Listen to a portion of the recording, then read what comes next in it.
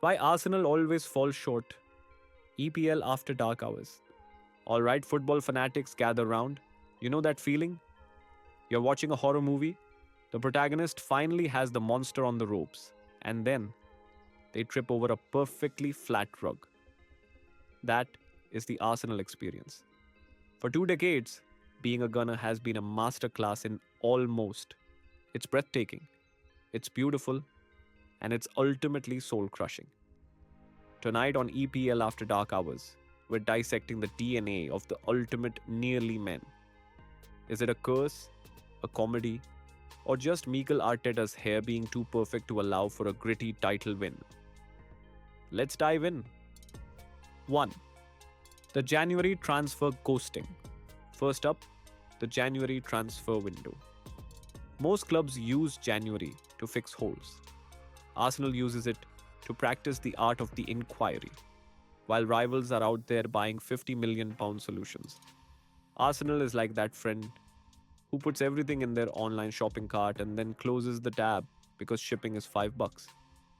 We've seen countless seasons where one world class striker would have sealed the deal, yet we end up with a loan signing who's basically just there to keep the bench warm. It's a budget spreadsheet acting as a defensive midfielder. But hey, even if they did buy the players, would they even be able to walk onto the pitch? That brings us to a much more painful tradition. 2. The annual medical meltdown. Arsenal's medical room has more traffic than the M25 at rush hour. It's not just bad luck, it's a recurring biological protest. Just as the team hits top gear, the hamstring reaper pays a visit. Key players start dropping like flies at a dad dancing contest. We've seen title charges derailed because the squad depth is essentially two world-class starters and a handful of talented teenagers who still have a curfew. They aren't just playing against Man City, they're playing against their own ligaments. Injuries are one thing, but what happens when the squad is fully fit and still decides to hit the self-destruct button? 3. The bottling it Masterclass. Let's talk about the B word, bottling. Arsenal has turned late season collapses into a high art form. It's 2-0 up at home. The sun is shining. The fans are singing North London forever.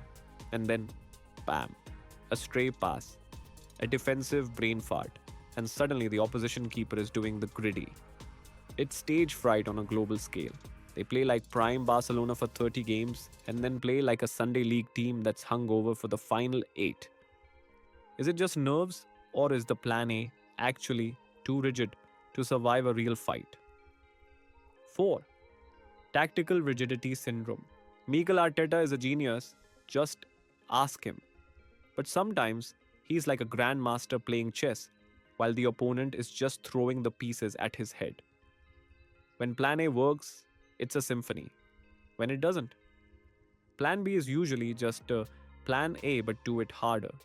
There's a lack of break glass in case of emergency chaos. Sometimes you don't need a 45 pass sequence. You just need a big guy to cause a nuisance in the box. Arsenal brings the scalpels to a sledgehammer fight. But tactics only matter if you have the voices on the pitch to demand excellence when the pressure climbs. 5. The leadership vacuum. Where's the scary guy? Every great title-winning side has one player who looks like they'd fight their own teammate for a draw. Arsenal's squad is incredibly likable, but sometimes they're too nice. When the heads drop, you don't see a Patrick Vieira screaming in someone's face. You see a lot of people looking at their boots. It's a ship with a brilliant captain on the shore, but a lot of quiet first mates on the deck. This quietness is never louder than when the big six rivals come knocking at the door. 6. The big game bottleneck. Arsenal can dismantle a mid-table side with surgical precision, but put them in a title decider against City or a gritty away day at Anfield, and the swagger evaporates. It's a mental block. They don't just lose these games, they often shrink. It's like they're waiting for the inevitable to happen rather than forcing their own will on the game. To be the best, you have to beat the best, not just hope they have an off day. Maybe they're just too young. Or maybe the club is addicted to the project label. 7. The eternal project loop. We're a young team. It's a process. At what point does the process actually finish? Arsenal has been in a perpetual state of almost ready for years. It's like being stuck in a software update that's been at 99% since 2016. High potential is great, but trophies aren't handed out for most improved. Eventually, you have to stop being the team of the future and start being the team of now. And finally, the ghost that haunts every single blade of grass at the Emirates. 8. The shadow of the Invincibles. The 2004 season was a miracle, but it's also a curse. Every Arsenal team is compared to Henry, Pyrrhus, and Campbell. That shadow is heavy. When things go wrong, the fans don't just want a win, they want that level of perfection. It creates a pressure cooker where anything less than invincibility feels like a failure. The past is a trophy cabinet, but for Arsenal, it often feels like a haunted house. So, is the trophy coming home, or is the falling short part of the Arsenal brand? Look, the talent is there, the manager is elite, but until they find that ruthless, win at all costs, nastiness, the silverware might keep staying in Manchester. What do you think? Is it the tactics, the mentality, or just a really unlucky medical room? Drop your hottest takes in the comments.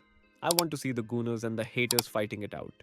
Hit that like button if you enjoyed the salt, and subscribe to EPL After Dark Hours so you never miss a breakdown.